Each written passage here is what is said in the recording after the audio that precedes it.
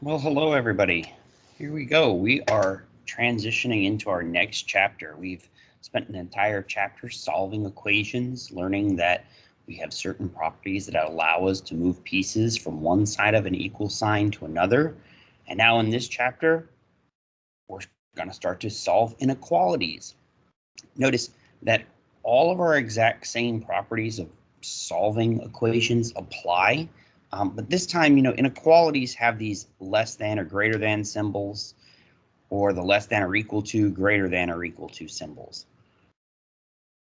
Some of the things that we need to remember from the past is that if you remember inequalities, they're like the little gator jaws here that eat whatever the bigger number is.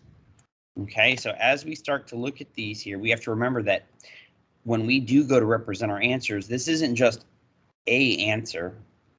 We have a range of answers that can make our problem true or false. So that's why we use inequality notations. You have graphed in the past a simple inequalities like this one here. The x is greater than, and we say greater than because you could, if you wanted to, right, turn this into a capital G. Less than looks like a little L like this one over here. So x is greater than -2. Well, this is a symbol for an open dot because it is a greater than symbol. Notice there is no equal sign underneath. So it's an open dot at -2. And if you notice, when you have it in this format here where the x is on the left, the inequality symbol points in the direction. So x is greater than on a number line is everything larger than -2. So any number that's within this like shaded region, as close to -2 as you get, but not including it, makes this problem true. Same thing for this one over here. This is, again, a less than or equal to symbol. That represents a closed dot. That means that 12 is included in our solution set. So it is at 12, we should have a solid dot. And again, when x is on the left-hand side, all we do is we look at the symbol, and that less than symbol will point the way of where our solutions are. So any number including 12 that is less than 12 is going to make this particular problem true. Okay, key concepts to remember, again, are key concepts. And highlighters, all these kind of things, guys, are great for notes as we do this. Key concepts. Inequalities represent a range or set of possible solutions. These all make the particular problem true. So we must be very careful when we do these, okay? We can also, just like in equations, we have the ability to test our answers. When we go to test them, the number we pick is either going to be true or false when we plug it in. And if we pick it on either side of our particular choice selection, is it in the shaded region or is it not? If it's in the shaded region, it should be true. If it's not, it should be false. So let's go ahead and get started on solving these. Again, guys, exactly like solving an equation, there are a couple of interesting rules that happen, and I'll talk about them when we get to them. But again, just like an equation, you treat this as if it is a scale, right? And then what do we do here? Well, here's the variable we are trying to solve for. And so that means in order to get this x by itself, we have to get rid of a +1. So we can go ahead and subtract -1. Subtract -1. And if I do it to one side, I have to do it to the other. That's the addition, subtraction property of equality. We still have to justify our steps. Right? These will cancel, and you're left with an x. The inequality symbol will come straight down. And then we have 3 minus 1 is 2. And like that, we know that our result is for any value of x that is greater than or equal to the number 2. And again, we can represent our answers on a number line. This isn't rocket science. We're doing a brief sketch. All right, here's the number 2. This does represent a solid dot. And we know that all of our answers should go in this direction. Again, that means any answer from 2 this way will always be true. You can test it. Plug it in. Look, 3 is bigger than 2, right? 3 plus 1 is greater than or equal to 3. Well, 3 plus 1 is 4. And yes, that is true. Pick a 0. 0, because that's on the other side. 0 plus 1 is 1. Is that greater than or equal to 3? No, so it's not true. This side is your true side, and on this side, the left side would be your false side. Now, we do have a special rule that we have to remember when we're dealing with inequalities, okay? If you multiply or you divide on both sides, so again, if you're applying that multiplication division property of equality, and the number that you're multiplying or dividing is a negative, we must flip the inequality symbol, okay? It's exceptionally important. So let's look at this one. So we go to solve this, right? I'm like, oh, look, we're almost there. Create our scale, right? And we know we're trying to solve for this, but look, there is this pesky negative here. So it's not alone. -1 is being multiplied to x. So how do we get rid of multiplication? We divide, and we're dividing by a negative number. So again, this was the multiplication division property of equality, but we also are hitting this special rule here, this rule. We divided by a negative, so this inequality symbol has to flip. The negatives cancel and leave you with x, and 2 divided by -1 is a -2. So again, now on this one, if you were to draw your little number line at -2, again, it's a solid dot at -2 because the arrow, it's set up already. The x is on the left. To the left-hand side are all of our answers. Okay, sometimes you know how we've been graphing them now, and they're always, the x is always on the left. We have to look out for something too with this. It's another one of the special rules. Sometimes they set it up for us that when we solve it, it's easier to solve it, but we end up with the x over here on the right-hand side. That is not technically ready to graph. You can, but it's not as easy. It's not straightforward. If you want to move the x back to the left side, notice how the entire thing is like a mirror image here, right? The x turns over, the 5 goes to the far side, and in this one, look, this x was the gator was eating the x. So when we do reverse it, we have to make sure that the symbols are still eating the number that they're supposed to. So that's why this symbol flips. And then you can easily see that here's the graph, right? X, open dot, arrow pointing to the right of 5. It's not as easy to see when it's sitting here and it's in its backwards form. Like everything else, guys, these are pretty straightforward problems. We are here trying to just solve these. So if we look at this, right, we're going to create our scale. And then from here, we say, all right, I'm going to box my variable.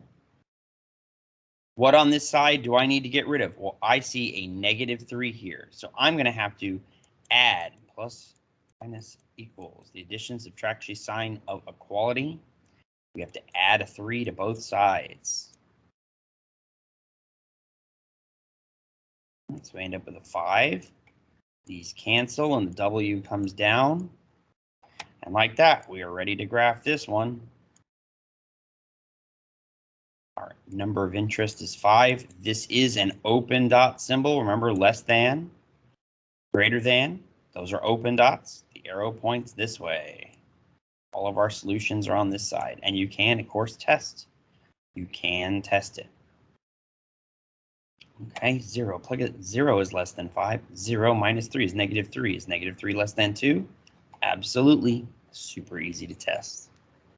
Now this one, of course, I know. We see fractions. We immediately start freaking out. Oh, I got fractions. How am I going to get rid of this? Guys, remember, fractions are our friend in algebra. And when we don't want them to be there, we can easily apply a rule.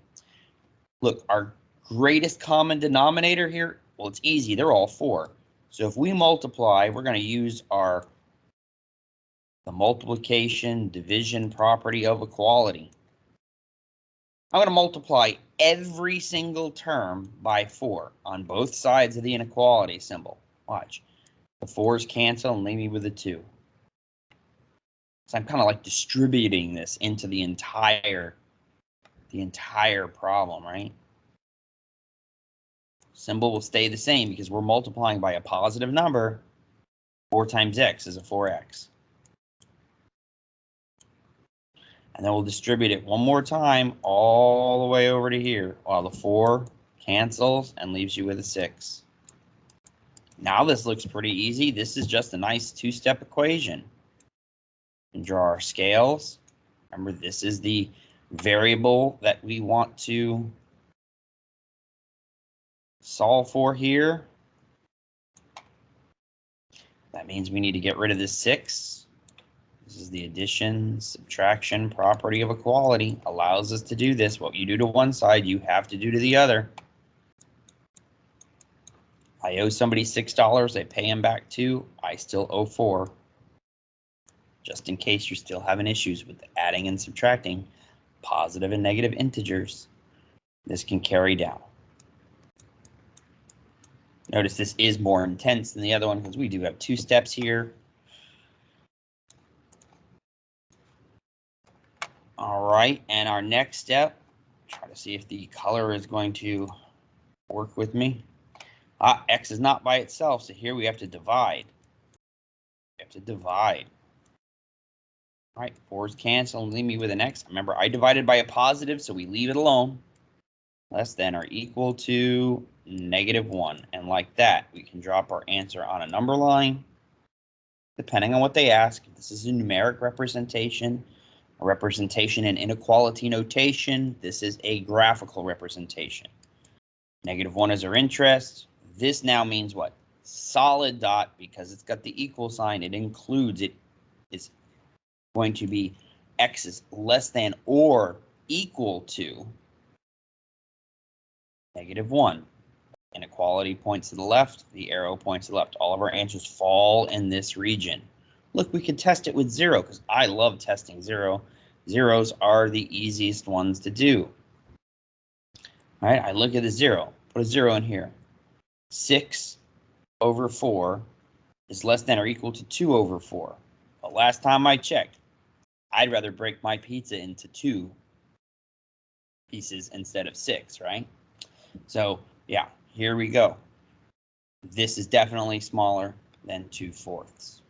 So you can test. So you look, there you go. Was it true? Was it not true? What do you think? Test it. Put it in a calculator. 6/4. Is it larger than 2/4? Look at your decimal. If you've tested it, here, the 0, this should be false. So if you put the 0 here, right? Yeah, that should end up being false on you. Here's one that's an interesting one. Again, we're trying to solve for v. So our v, this time, it's stuck in a numerator. Well, it's okay. We have fractions. We learned how do we get rid of fractions. I don't want a fraction. Simply multiply by its denominator. The multiplication property of equality tells us that if we do it to one side, we can do it to the other. Again, we're sitting here multiplying by positive number, so this symbol does not change. 2 times -1 is a -2. Easy one-stepper. Again, on a number line,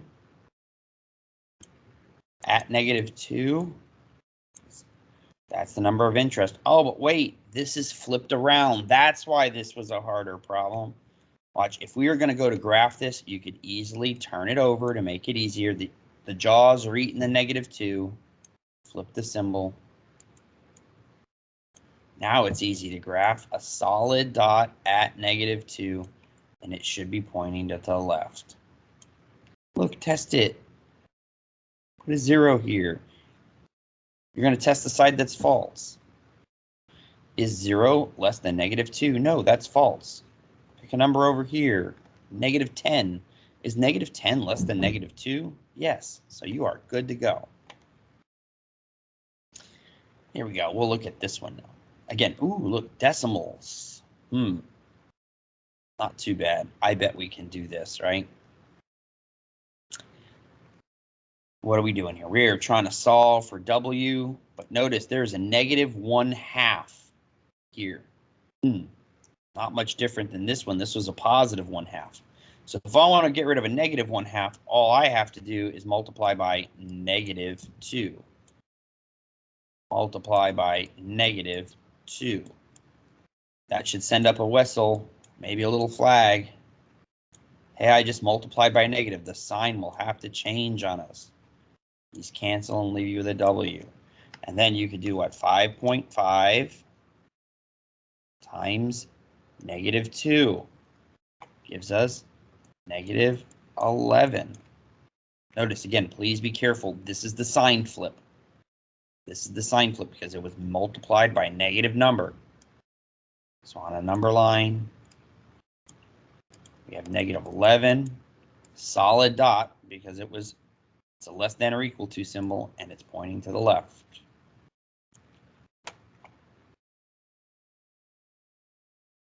All right, last of our examples, it's the good old word problem. And again, word problems are one of those things, guys, we just have to think our way through them. I know that they scare us. I know that it's a lot. Sometimes read them twice, right? So Devin is having a craving for a jumbo-sized Butterfinger candy bar. Who doesn't have that? Those are delicious, right? If the cost is $1.50 each, at most, how many can he purchase if he has $5? So we have a candy bar. We don't know how many candy bars we're buying, right? So let's say X. X is going to equal our candy, right?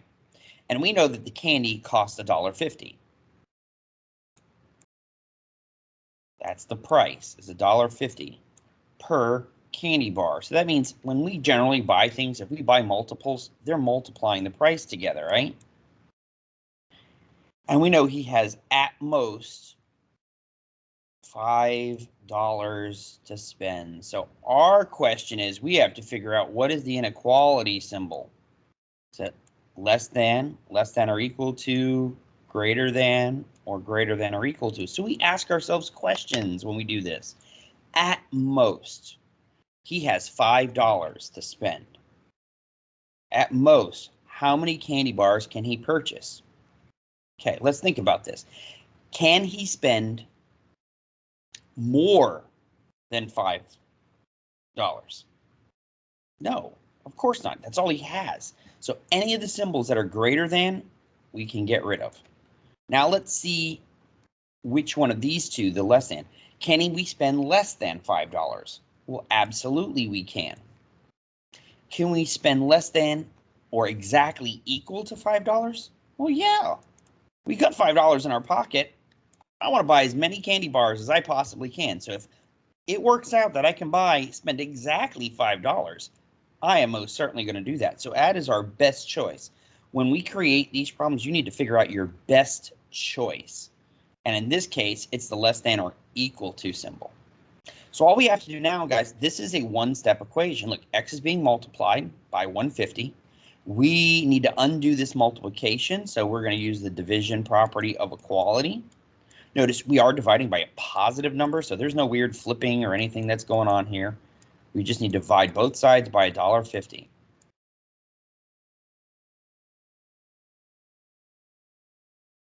Right? And like that, if we have $5 and we divide it by $1.50, we could end up buying, and you got to be careful on this one, X has got to be less than or equal to 3.33